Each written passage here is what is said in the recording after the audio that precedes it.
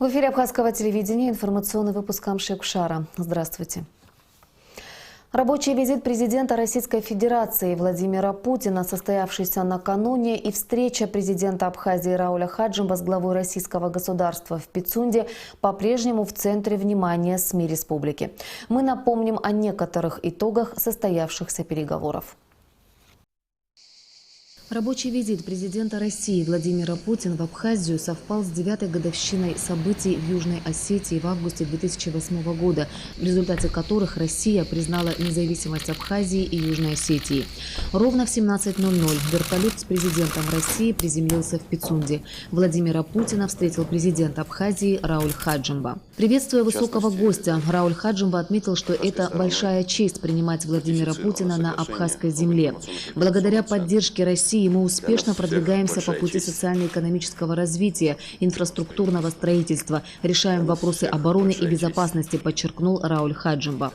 Все те вопросы, которые мы с вами ранее обсуждали на предыдущих встречах, находят решение во благо нашего народа. Планомерно идет реализация положений договора о союзничестве и стратегическом партнерстве от 2014 года. Президент Российской Федерации Владимир Путин поблагодарил абхазского коллегу за приглашение. Нам есть о чем поговорить, но самое главное заключается в том, что у нас совершенно особые отношения с Абхазией. Мы надежно гарантируем безопасность, самостоятельность, независимость Абхазии, подчеркнул Владимир Путин. У нас совершенно особые отношения с Абхазией. Мы надежно гарантируем безопасность, самостоятельность Абхазии, независимость. Я уверен, что так и будет дальше. Нам нужно только найти наиболее оптимальные пути развития экономики Абхазии, создание новых рабочих мест, создание собственной налогооблагаемой базы. Вот об этом сегодня и поговорим. Затем встреча продолжилась в формате 1 на 1. В переговорах в расширенном составе, последовавшие за встречей президентов, принимали участие делегации двух стран. С абхазской стороны вице-президент Виталий Габния, премьер-министр Беслан Барцец, глава администрации президента Даур Аршба, секретарь Совета безопасности Мухаммед Килба, министры иностранных дел Даур Ковы, здравоохранения Тамас Цахнаки, сельского хозяйства Даур Тарба. С российской стороны помощник президента Владислав Сурков, заместитель секретаря Совета безопасности Рашид Нургалиев, замминистра иностранных дел Григорий Карасин, министры по делам Северного Кавказа Лев Кузнецов, сельского хозяйства Александр Ткачев, здравоохранения Вероника Скворцова. После переговоров состоялось подписание соглашения о медицинском страховании граждан России, постоянно проживающих на территории Абхазии. С абхазской стороны документ подписывает министр здравоохранения Республики Абхазия Цахнаки Тамаз Мурманович. Подписывают соглашение о сотрудничестве в области организации страхования граждан Российской Федерации, постоянно проживающих на территории Республики Абхазия, в системе обязательного медицинского страхования Российской Федерации. Сегодня было подписано соглашение между Министерствами здравоохранения Российской Федерации и Абхазии об организации страхования российских граждан, постоянно проживающих в Республике Абхазия, в системе обязательного медицинского страхования Российской Федерации и о оказании медицинской помощи в соответствии с этой системой. Имеется в виду оказание помощи и специализированной, и скорой, и высокотехнологичной разных видов. Над этим соглашением мы работали в течение последних нескольких месяцев.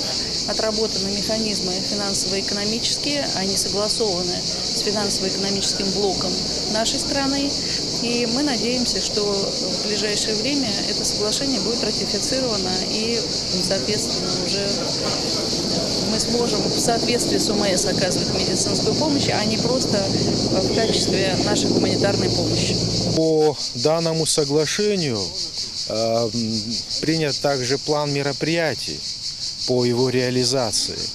И в соответствии с этим планом будут проводиться технические вопросы реализации этого соглашения. И оно, надеюсь, после успешной ратификации в парламентах двух стран вступит в силу. То, что ранее было, запланировано строительство кардиоцентра, все остается? Мы обсуждали этот вопрос в контексте того, что создание кардиоцентра необходимо с точки зрения медицинской. Вот. Как этот проект будет осуществлен, это предмет дальнейших обсуждений. Затем главы государств сделали заявление для журналистов. Рауль Хаджимба и Владимир Путин выразили уверенность, что принятие соглашения о информационно-координационном центре – очень важный шаг. Этот орган будет важнейшим инструментом в борьбе с преступностью. Абхазии важно, чтобы мы проживали в комфортных условиях, но и наши гости не были бы лишены этой возможности, сказал Рауль Хаджимба. А Владимир Путин подчеркнул, что совместная работа силовых структур России и Абхазии также повысит уровень безопасности туристов в республике. Мы отметили позитивную динамику реализации положений Абхазо-Российского договора о союзничестве и стратегическом партнерстве. Так, в преддверии нашей встречи абхазской стороной было ратифицировано соглашение о порядке формирования и деятельности совместного информационно-координационного центра органов внутренних дел Абхазии и России. Мы рассчитываем, что новый орган будет серьезным и эффективным инструментом содействия решению вопросов в сфере борьбы с преступностью, улучшения криминогенной обстановки в стране. Вступило в силу соглашение о создании информационно-координационного центра органов внутренних дел России и Абхазии. Цель – повысить эффективность совместных усилий по противодействию криминалу. Это очень важно, в том числе для обеспечения спокойного отдыха российских туристов, приезжающих в Абхазию. Россия будет и дальше содействовать социально-экономическому развитию Абхазии, надежно обеспечивать ее безопасность, оказывать всемирную политическую поддержку. Как отметил Владимир Путин, большую часть абхазского экспорта в Россию составляет продовольствие, прежде всего фрукты и овощи. И в связи с ограничениями на ввоз продукции из ряда стран у Абхазии есть очень хорошие возможности и далее наращивать объем поставок своей продукции на российский рынок. На двусторонней встрече обсуждался вопрос об изменении порядка таможенного оформления, проверки работы фитосанитарных служб. Как сказал президент России, по итогам российско-абхазских переговоров есть определенные идеи, и в ближайшее время начнется их реализация. После завершения переговоров президент Абхазии Рауль Хаджимба по приглашению президента Российской Федерации Владимира Путина посетил 8-й международный турнир по профессиональному боевому самбо «Платформа С-70», который проходил 8 августа в Сочи. Там президента встретили премьер-министр России Дмитрий Медведев и известные российские спортсмены. Зрители увидели 10 поединков. Президенты двух стран приняли участие в церемонии награждения победителей этого престижного турнира. Рауль Джумкович, прошу вас.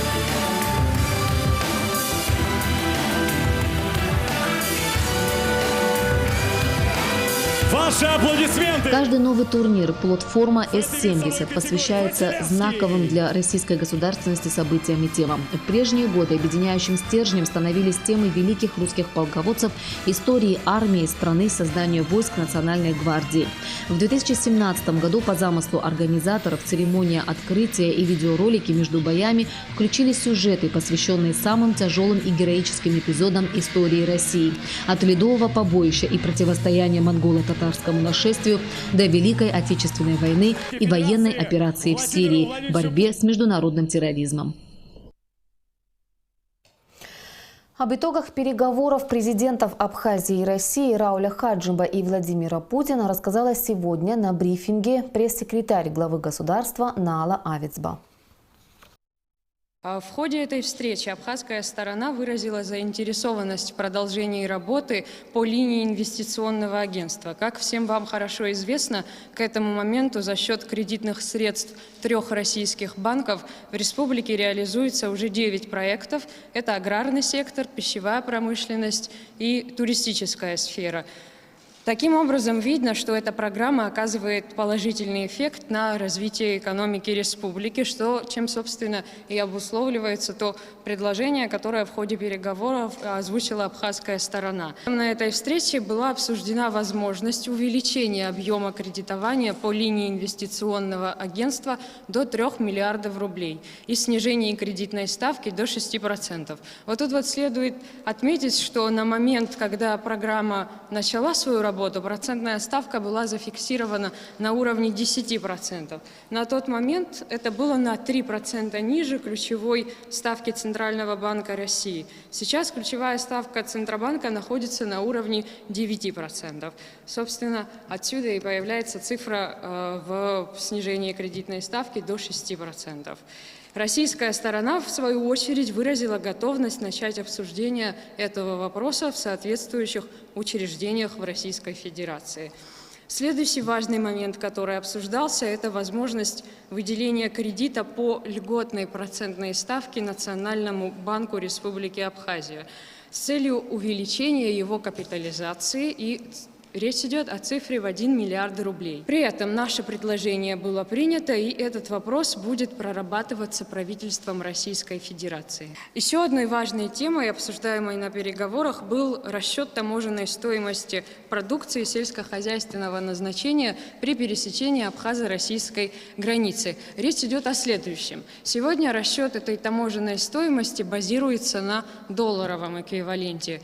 И ситуация заключается в том, что расчет таможенной стоимости того или иного продукта, который основывается на цене в долларах, приводит к тому, что таможенные платежи в тот момент, когда изменяется курс доллара, тоже в свою очередь изменяются, притом не в лучшую сторону. Это влияет на себестоимость продукции, которая вывозится в Россию. Если мы говорим уже применительно к нашему случаю, она становится дороже и менее конкурентоспособной. В этой связи на встрече как раз-таки обсуждалась возможность, чтобы для абхазских производителей таможенная стоимость сельхозпродукции формировалась исключительно в рублях. Эта ситуация также будет рассматриваться правительством Российской Федерации, и можно отметить, что уже в ходе встречи Владимир Путин дал поручение соответствующим должностным лицам по проработке этого вопроса. На переговорах поднимался вопрос возможности осуществления на территории Абхазии таможенного оформления и фитосанитарного контроля российскими структурами абхазских сельхозтоваров. Этот вопрос также подлежит дальнейшему обсуждению и проработке. Но тут можно отметить, что и по этому вопросу президент Российской Федерации дал указание принять меры, чтобы эти мероприятия были реализованы в скором времени. И стоит опять же относительно этого вопроса пояснить, что вся экспортируемая сельскохозяйственная продукция наших производителей, которая попадает на таможенную территорию Российской Федерации, она должна проходить процедуры контроля. Эти процедуры предполагают досмотр продукции, и как итог нарушается температурный режим той продукции, которая находится в том или ином транспортном средстве. В итоге продукт теряет в качестве и, соответственно, теряет и в цене. Таким образом, речь идет о том, чтобы контроль грузов и их опломбирование на абхазской территории давали бы возможность продукции наших производителей в кратчайшие сроки спокойно добраться до конечного потребителя в Российской Федерации. Обсуждался вопрос поддержки сельского хозяйства нашей республики посредством предоставления сельскохозяйственной техники. Перечень этой техники был определен и ранее согласован с правительством Российской Федерации. Можно сказать, что вот эти моменты – это главные итоги переговоров Рауля Хаджимба и Владимира Путина. В Министерстве иностранных дел Абхазии прокомментировали заявление властей Грузии по поводу визита в Республику Абхазия президента Российской Федерации Владимира Путина. Несмотря на многочисленные популистские заявления грузинских политиков, а также их западных покровителей в лице США, ЕС, НАТО и других структур, которые предсказуемо выступили с осуждением визита Владимира Путина в Абхазию, хотели бы заверить все заинтересованные стороны в том, что визит прошел успешно на высоком межгосударственном уровне, а абхазо-российское стратегическое сотрудничество продолжит динамично развиваться, отмечается в комментарии МИД. Как подчеркивают в МИД нашей страны, в отличие от визита вице-президента США Майка Пенса в Грузию, который проходил на фоне стартовавших на прошлой неделе совместных военных учений НАТО в Грузии, несущих в себе реальную угрозу безопасности и стабильности на Южном Кавказе, визит президента России в Абхазию носил исключительно мирный и созидательный характер, создав дополнительные гарантии для безопасного и поступательного развития Республики Абхазия.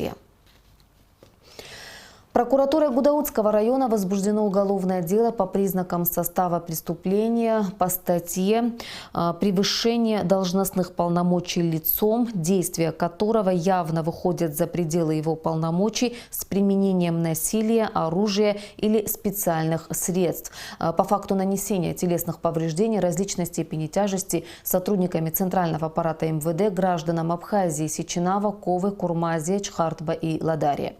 Основанием для возбуждения уголовного дела явились обстоятельства конфликта в ночь на 6 августа в гагарском кафе «Араукария», когда сотрудники милиции избили 5 жителей Гудауты, нанеся им побои. Пострадавшие были доставлены в больницу. В настоящий момент уголовное дело изъято из производства прокуратуры Гудаутского района. Его ведение поручено Следственному управлению Генеральной прокуратуры, сообщает сайт Генпрокуратуры Республики.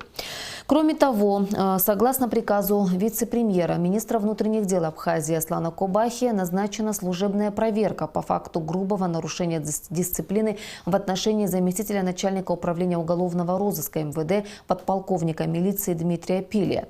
На время служебной проверки Пилия отстранен от исполнения служебных обязанностей. Вопрос о его пребывании в органах внутренних дел будет решен по окончании служебной проверки. Об этом сообщает сайт МВД Абхазии. Министерство по чрезвычайным ситуациям Абхазии продолжает работу по устранению последствий взрыва, произошедшего на складе боеприпасов Минобороны в селе Приморское Гудаутского района.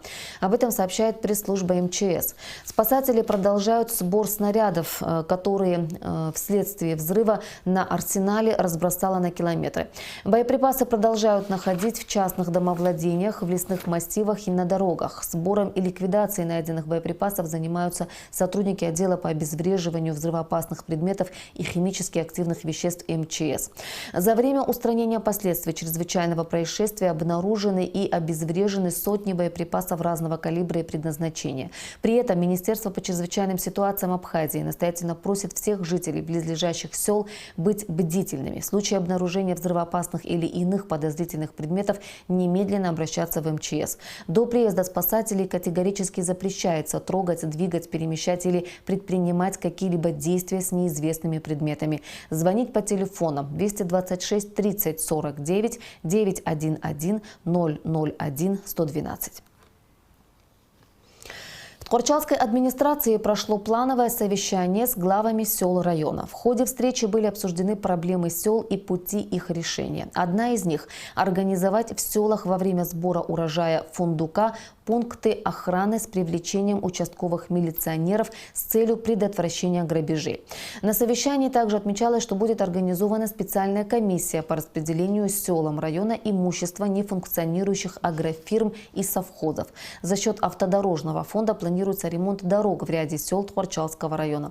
Также в ходе встречи обсудили вопрос о выдаче документов жителям района, в частности, вида на жительство. Что касается вопроса документирования жителей Тхорчалского района, как известно, сейчас начался процесс выдачи вида на жительство. Справки с места жительства, которые они получают на местах, естественно, они подписываются, выдаются главами администрации. Я строго-настрого предупредила еще раз, чтобы фальшивые справки не выдавались. Справку с места жительства должны получать те люди, которые постоянно проживают в данном селе. Жаркая погода продолжает испытывать на прочность жителей Абхазии. Хотя начало лета выдалось дождливым, июль и август отличились температурой воздуха за 30. В поисках спасительной прохлады практически все население страны ринулось к горным речкам на пикники. Но это таит в себе опасность. Спасатели предупреждают, установившаяся сухая погода может стать причиной лесных пожаров. Аманда Пония продолжит тему. В некоторых странах в этом году летний сезон один из самых жарких за последние годы. На Земле происходят глобальные изменения климата, и с каждым годом это ощущается все больше и больше. Это и частые засухи, лесные пожары, наводнения и ураганы по всему миру. Из-за жары часто происходят тепловые удары и обостряются сердечные болезни, что является причиной госпитализации людей. Более 50% населения, испытывающих недомогание, пожилые люди. Аномальное потепление может в дальнейшем коснуться и территории Абхазии. Высокая температура воздуха, которая, в общем-то, вполне естественна для августа в плюсе с высокой влажностью, отрицательно сказываются на самочувствии людей. Синоптики утверждают, что причина заключается в повышенности атмосферного давления к северу от нас в европейской части России. В настоящее время наблюдаются такие температуры, такие как от 31 до 36 градусов. И прогнозируется также. На некоторых говорят около 38 и 40 градусов. Но хочу переубедить людей в том, что если было бы 38-40 градусов при такой влажности, то они ощущали бы эту температуру как все 50. Но таких проливных дождей мы пока не прогнозируем. То есть до конца месяца, пока у нас будет держаться жаркая, ясная погода. Конечно же, соответственно, если люди будут носить головные уборы и поменьше времени находиться под солнцем, все нормально будет. МЧС Абхазии сообщает, что в течение летнего периода чрезвычайных ситуаций, связанных с высокой температурой воздуха, в Абхазии не зарегистрировано. Однако опасность все же существует. В поисках прохлады все мы стараемся укрыться в тени холодных горных рек, которых в нашей стране, к счастью, много. Но вот после посиделок на природе мы оставляем за собой кучу неубранного мусора и непотушенные костры. А ведь все это может стать причиной возгорания с очень тяжелыми последствиями. Известно, что часто причиной лесных пожаров с десятками тысяч выжженных гектаров и жертвами является человеческий фактор. Пожарами загораний меньше, чем в прошлом году.